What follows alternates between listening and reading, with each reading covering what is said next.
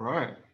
Well, we are at the top of the hour, so let's go ahead and get started, shall we? Uh, Welcome back, everyone. We are ready to kick off our second speaker of the day, who is Renata Policicio. I hope I got that right. I practiced. And she is VP of Research and Insights at ESPN. She's going to be giving us a talk called The Power of Storytelling in Sports, the Method Behind the Magic. Very excited about this one.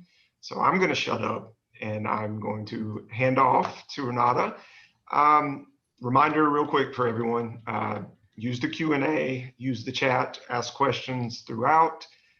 We will keep an eye on your chatter and be sure to circle back and try to get all questions answered. So with that, I'm going to stop sharing my screen.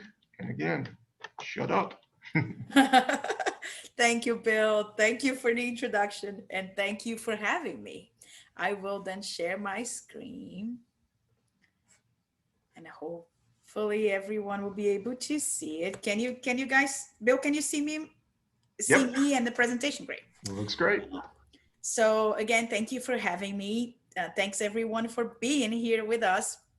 As Bill said, I want to share a little bit with you about a study that we have done at ESPN to really understand what makes for outstanding and memorable sports storytelling. So we know that sports really have all the raw material that we need for amazing stories. Fantastic and memorable characters, high stakes in a lot of the games, big rivalries. And we know that all this raw material can create amazing, epic stories, from rags to riches to rebirth stories to tragedy stories sometimes. And we all know a lot of those stories that we love and then we remember so well. And although these plots and can be so successful, we also have players and athletes that really become bigger than men and women, right? They become heroes and sometimes villains, depending on what side of the table you are, right before our eyes. But because sports can create fantastic and memorable stories, it does not mean that they always do. And this slide is just a joke, but it's three examples of stories that were rooted in sports that may not be as fantastic. Honestly, I don't think Summer Catch is all that bad. But that's all to say that we know that just because sports can do that, it doesn't mean that sports always show fantastic, memorable, and outstanding stories. So the question that we were looking to answer is what makes a sports story powerful, really outstanding, and memorable? So as Bill mentioned, our challenge was really to put the method behind the magic. So the ask that we had from our internal clients was to create a unique perspective, to create an actionable framework and a tool that our content and story teams could and can use, and to have really a source of thought leadership inside ESPN and outside. So our approach was to define the main attributes, the main characteristics of the best stories in sports, and really measure our proficiency across those attributes. So then we went to really design how we can do that. And the main challenge, as I mentioned to you, how we can measure all that. So we started with a qualitative phase. We talked to experts from ESPN and four experts from the industry as a really first step. Then we invited 56 fans across the US to participate in diaries. So that means that we gave those 56 fans homework every day for a week. We mainly showed them pieces of content, so stories, and asked them to tell us a bit about how they felt about those. And then we had 8 focus groups with fans, both in the East and West Coasts. And after all this qualitative phase, we already understood, we already identified 18 main qualities that, according to fans, described, again, according to them, the best sports stories. And you don't need to read all of them. We will get back to them, but that was the quote. And then the big challenge really came. How do we measure all of that? How do you ask fans why they like a story or why they dislike a story and ask them to quantify that? So that was the big challenge. We designed a survey. Oh, sorry about that. My computer is misbehaving. Sorry about that. So we invited 1,200 sports fans to participate in a survey, and it was super important to design the survey in a way that we could really get authentic and reliable responses. So what did we do? We selected more than 60, actually almost 70 stories. So actual stories that were broadcasted on ESPN and other media outlets. So the way we went about it was to show fans actual stories and ask fans to rate those stories according to the 18 attributes that I just mentioned to you, and we will dig into them in a minute, and 4 main KPIs. To be honest, we tried to come up with 3 main KPIs, but we couldn't. So we went with 4 that really are the main KPIs that drive our business in terms of storytelling. So the first one is pure entertainment value, how entertaining that story is for you. The second one is how much that story drives brand affinity to ESPN or whatever media outlet is telling the story. The third one is league affinity. A lot of our business is a partnership with leagues, right? With sports leagues. So how much brand affinity that story drives to the league that is our partner in that story. And fourth, recommendation power. So how likely are you to recommend and share this story? So we use those 4 KPIs, the 18 attributes, and we wanted to cover a lot of leagues. So we really wanted to understand how the attributes relate to the KPIs, but how they vary from league or sport to sport. So we covered the NBA, the NFL, MLB, NHL, MLS, tennis, and golf. So imagine it was a big endeavor to really select almost 70 videos that represented, that really could represent the 18 attributes as a whole. So all of them had to incorporate the 18 attributes. Not all the videos had all the 18 attributes, but as a group, they had to have the 18 attributes. They had to cover all those leagues that I mentioned to you, and they were from ESPN and competitors. After running this survey, we applied what we call structural equations modeling. So a regression model, pretty much a predictive model, to really understand the relationship between the attributes, the leagues, and the KPIs. A big challenge, but we got there. So without further ado, those are the 5 qualities of powerful storytelling and in sports. And I will dig into each of them a little bit in a minute, but here you have them. So the first one is relatability. It makes us care because we can relate somehow to the story. The second one is substance. The third one is and that is an important one, provocation. So we react in an emotional way because the content is provocative. So we form an opinion, we form a perspective. The fourth one, humor, pretty self-explanatory. And the fifth one, conversational. It makes us feel part of that conversation, and we want to participate. So the 5 qualities, we were very happy after we ran a few models, a few regression models, but we were very happy to see that the 5 qualities together, and those 5 qualities that I just mentioned to you, they actually incorporate the 18 attributes. So the regression model divided the 18 attributes into 5 main qualities that you just saw. And those 18 attributes and 5 qualities together predict the majority of how a fan reacts to a story. So we were very happy to see that the 18 attributes together predicted or explain 77% of the reasons why a fan finds a story entertaining. 74% of the reasons of what makes a fan like the brand behind the story, and 64% of the reasons why a fan will like the league behind the story, and 66% of what makes us want to share a story. So we were very happy when we found those numbers, because we know a lot of the reasons why you like or you dislike a story is personal, it's very subjective. Maybe it's because the story is about a college that you went to, or maybe because the story is about a sport that you used to play with your dad. So there's a lot of personal history that goes into why you like or you dislike a story. So we were really very happy when we saw that the model could predict over 60% of the reasons in a very straightforward and quantifiable way of why we like or we dislike a story. But we know that some of those qualities play different roles and larger or smaller roles in predicting how we feel about the story. The exact role of each quality of the 5 really depends on the KPI that you want to move. So what's your goal? What is the intended impact of that story? Do you want to drive brand affinity? Do you want to drive recommendation? Is this a social media story that you want our fans to share? But as you can see in this graph, relatability is by far the most important one. What I mean by that is the quality that has the most potential to move all the 4 KPIs that we investigated.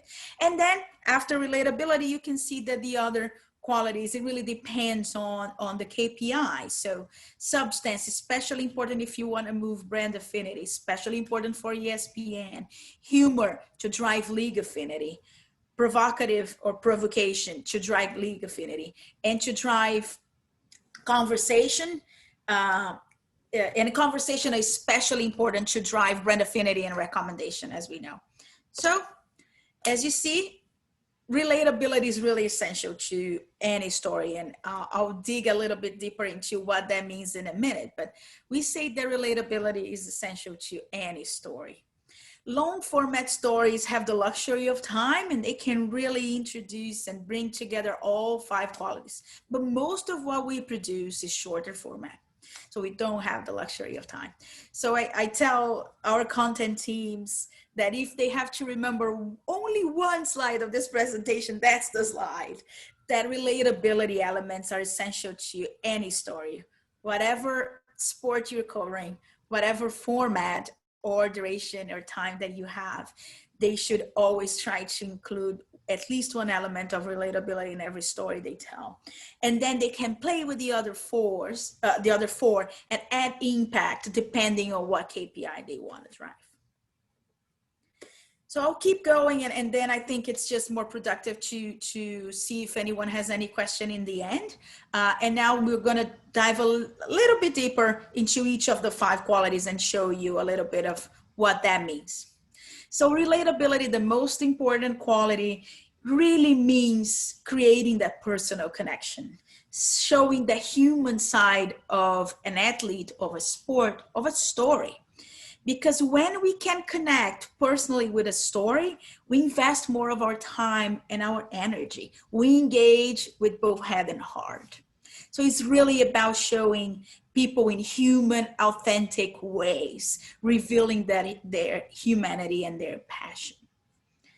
And we saw that the most relatable stories connect with fans at 3 main levels. First level is personally. It makes the superhuman, the super athlete, feel more real, feel more human. And because I can see that idol of mine with a more human lenses, inspires me to release my potential. I get inspired because, you know what? That big idol of mine is a person as well. So I can get there. So it's highly inspirational. The second one is an emotional connection. It really brings the emotions of others into the story. And because of that emotion, sometimes drama, sometimes suspense, we immerse ourselves in a deeper way into the stories. And the third level is mentally. So it's bringing that fresh, new, dynamic perspective that makes us care, that makes us lean into a story. We saw that when you bring a fresh, new perspective to fans, they tend to connect, to relate and connect more with the story. When it's brand new, when it's the first time they're hearing about that story or that athlete, or at least that angle of the story. So I'll give you some examples, and important to say that the examples that I'm going to show you are real examples that we used in the survey. So as the main internal client of this project was content teams and creative teams, we tried to incorporate as many examples and as many videos as we could. So the examples that I'm going to show you were really incorporated or part of our survey, and they ranked really high in each of the qualities that they're gonna that I'm gonna bring to you. So this is a video that ranked really high in relatability, and you hopefully understand why. So I hope you can all not only see but hear the video. Bill, please let me know if you cannot. I thought that it was important to the community of Humboldt that I don't bail on them. Hockey is where we live, where we can best meet and overcome our pain and wrong and deaths. Life is just a place where we spend time between games.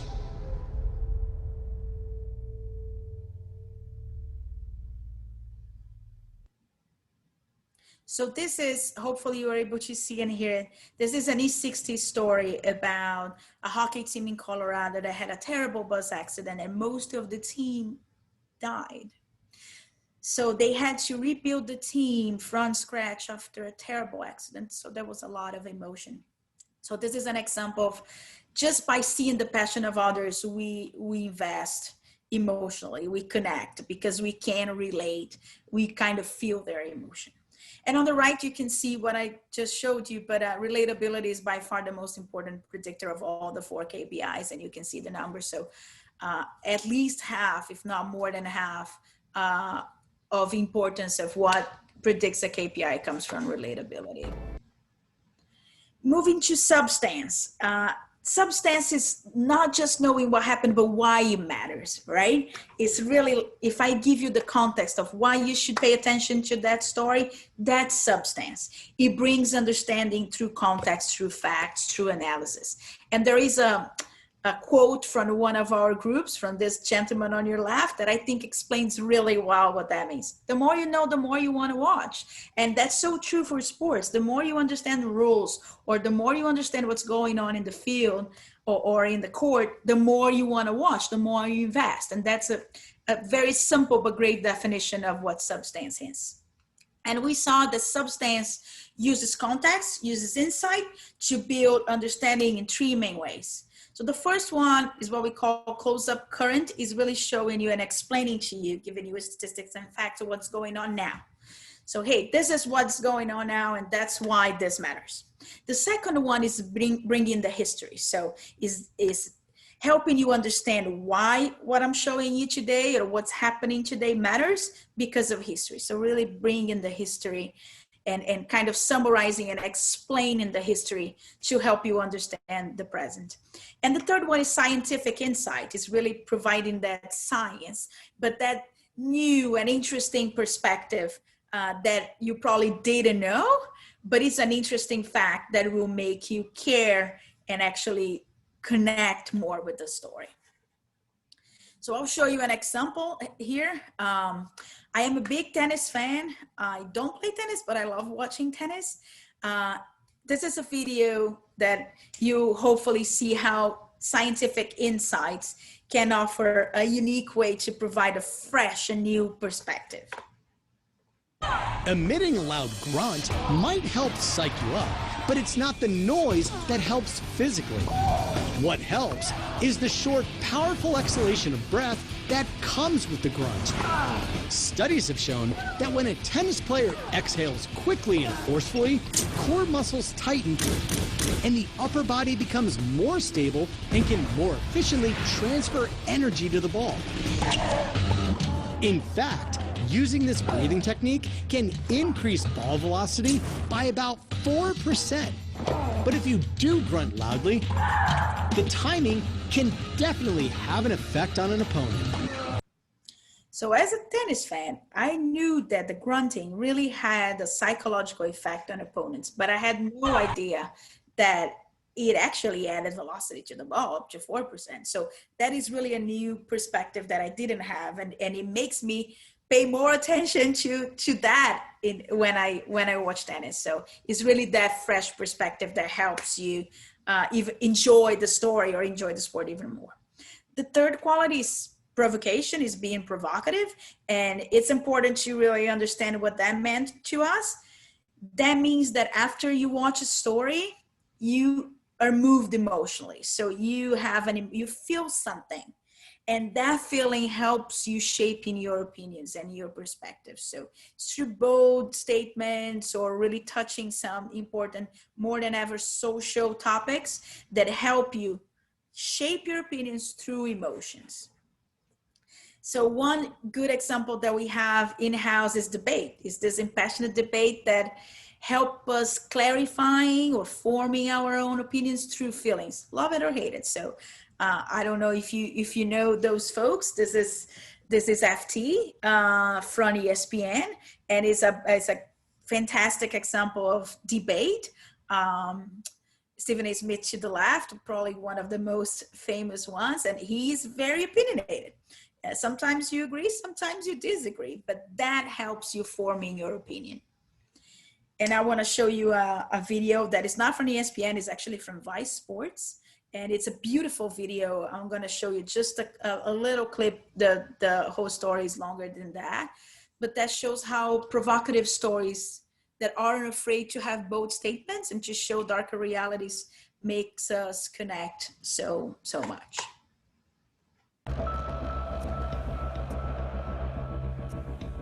Police and firefighters were on hand at the stadium, but did little to stop the fans lobbing flares and fireworks into the sky, as if they knew this spectacle was just far beyond their control. In spite of the outpouring of violence at these games, the derby persists. It's become an outlet for young men with a fractured national identity and hopeless economy, leaving them searching for meaning through rivalry. So this story is actually called The Most Dangerous Rivalry in the World, and it's about the soccer league in Serbia. And this is a brief summary, but it really tells how important soccer is for fans in Serbia, how much it means to them, but how dangerous it is to attend the game and to play the game. So it's a beautiful, beautiful story. But I want to call your attention to the sentence on your right. We heard when we were talking to fans on the qualitative phase, we talked to younger Gen Z fans and we talked to older millennial fans. And we heard from them that they expect that all brands, not only sports brands, but all brands should take stands, should have opinion. This generation, this younger generation really told us with all letters, we want brands to have opinions, to take stands. I may agree, I may disagree, and that's fine, but I want you to take a stand, have an opinion, and show action.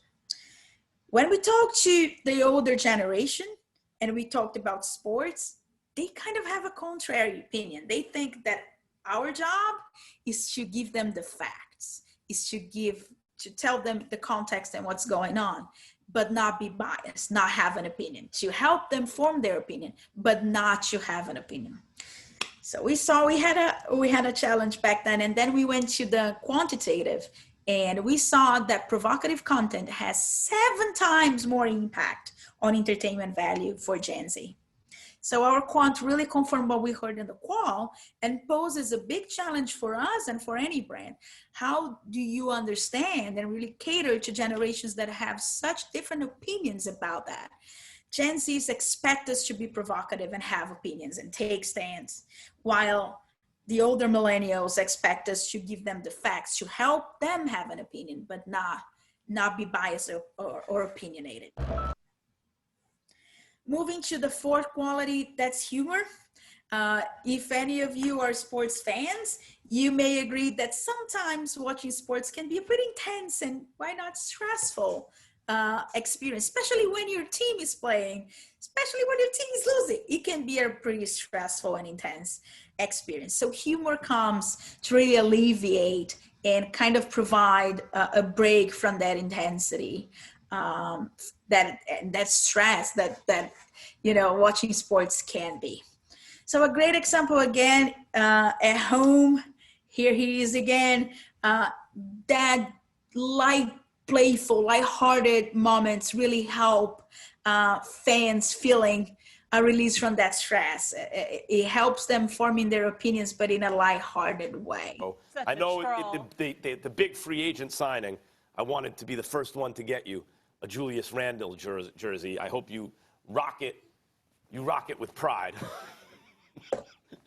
Molly, I thought they were supposed to get KD and Kyrie, the Knicks. I think they would have got KD if he didn't get hurt. It's the Taj Gibson era at Kyrie the had Garden. the control. He's from Jersey. That's where he wanted to go. How's he going to recruit guys? He got hurt. Good player. Whatever. Again, from First Take, that authentic, lighthearted segment that really brings humor in a very authentic and lighthearted way. And that's super important. Fans say it's more than jokes, than pre-recorded jokes. It has to be authentic. It has to be genuine. Otherwise, it's not funny. And again, attention to the stat on your right, we found that humor is 1.4 times more important for entertainment value for two specific sports, soccer and baseball. And you may be asking why?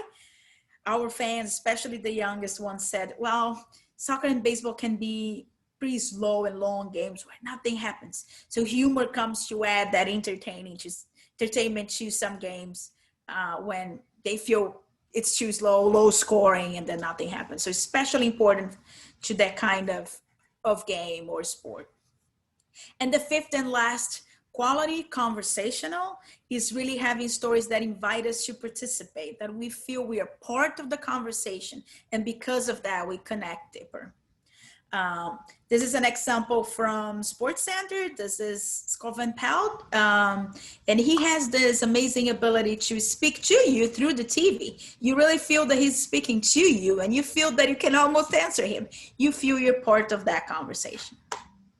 The second quarterback taken was that guy, Daniel Jones. And look, I don't know anybody not associated with Duke who watched as much of them as I did this year. I always seem to have a side on or against in winners. They were always in that noon, what I like to call Jefferson Pilot window. Whatever the case was, at no point in any of watching Duke play football did I feel like I was watching the number 6 pick in the NFL draft. His last home game, they lost 59-7 to Wake Forest. He threw for 145 yards and a touchdown. I know he had a good bowl game, but the number 6 pick in the whole draft? So fans really feel that he's talking to them, and they can almost answer, so they connect the two stories, and he's our anchor for Sports Center. I will share a little bit of the impact at ESPN, and then I want to talk about an example. So we saw that ESPN leads in the most important storytelling qualities. So you can see here ESPN on the red, and then 3 other brands. And so we were very happy to see that we have the lead in the most important storytelling qualities. We also asked fans who they think tells sports stories the best, and ESPN ranked number 1. So we were very happy, but we know we have challenges and opportunities ahead of us. So to really summarize the opportunities to maintain ESPN's lead in sports storytelling, which we heard from fans, with stories that continue to dominate in substance, really continue to build that trust and provide the context that fans appreciate so much on ESPN today, but differentiate our stories through relatability. So really create different, fresh, dynamic stories, exploring the breadth of relatability. Through different approaches, it's not only what we call the backstory, it's not only showing the family of the athlete, there are many, many ways to add relatability to a story. So explore those different ways and differentiate our stories through relatability. And the third one, probably our biggest opportunity, is to deliver more lighthearted and provocative moments. So within our brand DNA, so still be an ESPN, integrate more lighthearted moments and being more provocative, being bolder and showing our opinion, especially for the younger fans. Again, fitting our beloved style, our DNA, our voice, but in a more lighthearted way, and bringing more provocative moments. And then I want to talk to really, starting to wrap up, I want to talk about a great example that we had recently. This was not part of the study, but it was inspired by the study. And I don't know how many of you had the chance to watch The Last Dance. Last Dance was a 10-episode series about the Chicago Bulls and their last season at the NBA as this group that you see here. So Last Dance has the luxury of time. It's 10 one-hour episodes. So they really had the luxury of time, and they were able to integrate all the 5 qualities that I just showed you. But I want to mention the most important one here, because it is a masterpiece of storytelling, because it's so relatable. And for many, many reasons, but I want to point out 3. First, it shows Michael Jordan in a different, more human light. So you see that Michael Jordan was not the perfect person that they want to portray. He was, according to many fans, the best player in the history of the NBA, but he was also vulnerable. He was also stressed out. He was super competitive. He actually thought about quitting and did quit once, came back, but he actually quit once and retired once and went to baseball. So it shows Michael Jordan as a human, not as a god. So it really humanizes us, and that's so inspirational. So that's the first point that I wanted to make. The second one is that the director did a fantastic job in not only showing the technical reasons why the Bulls won that championship. He showed the human interaction, really the behind the scenes of the whole team, to understand how that team won the championship. And that is so relatable. It's what's happening behind the scenes that matters so much, on top of course, the technical skill that group had.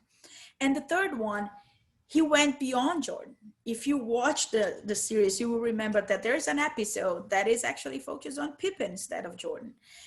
Another one that talks about Rodman. So by bringing other characters, he really even increased relatability. It's not only about that man, it's about the group. So bringing the other characters helps creating relatability, and many different ways. But I wanted to mention that because it's a fantastic story.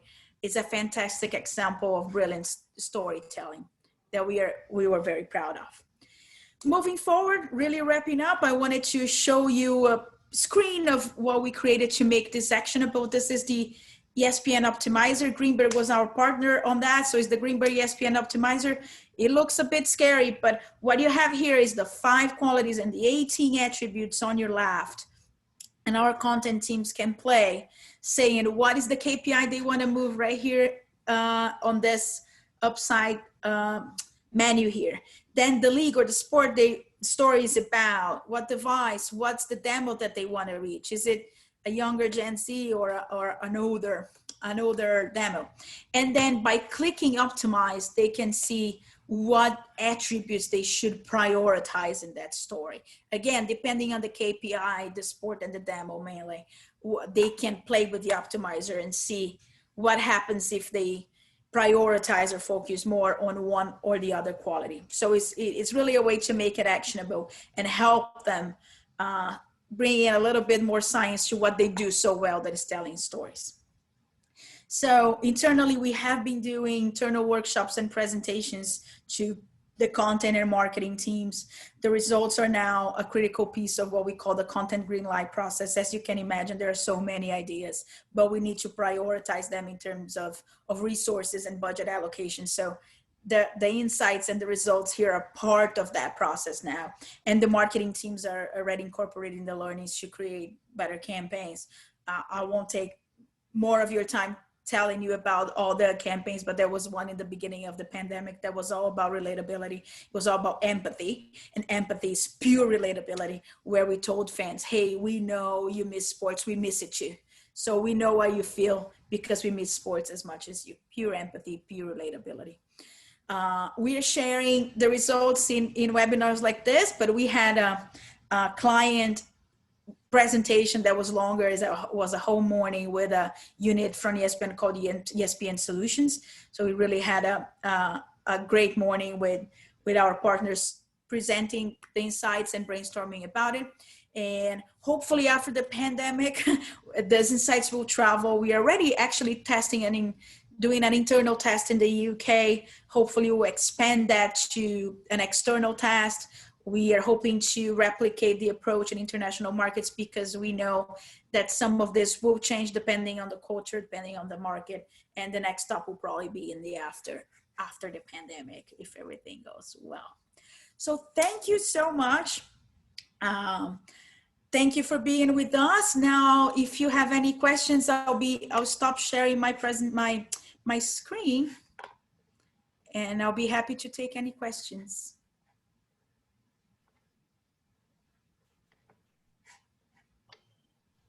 Oops. Bill, I'm trying. Okay. All right. So I can see you.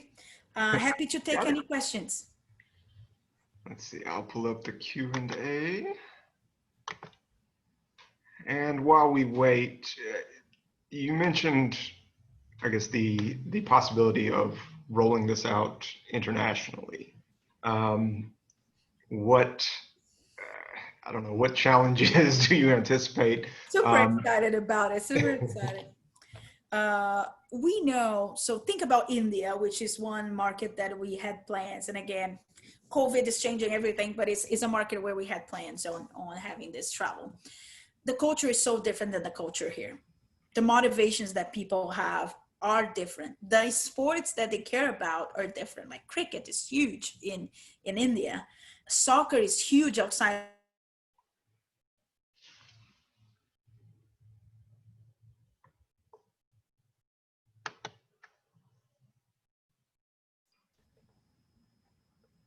Can you hear me? I think I froze for a second. Yep, for just a second, but okay. You're back.